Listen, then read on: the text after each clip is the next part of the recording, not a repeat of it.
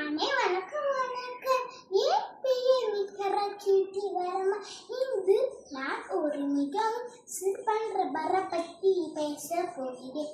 அவர்னா என் அம்மா super hero. அம்மா விட மண்டிக்கொள்ளே. ஆனால் அவர் கை மாயனுக்கு ஒவ்வொரு காலையும் அவர் சீக்கிரமாக இயங்கிப்பார்.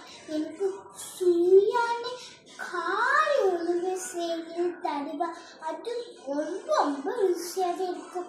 நான் தூக்கமாகவே இருந்தால் என் அம்மா மெதுவாக எழுப்புவா. எழுந்திரி என் செல்லம்.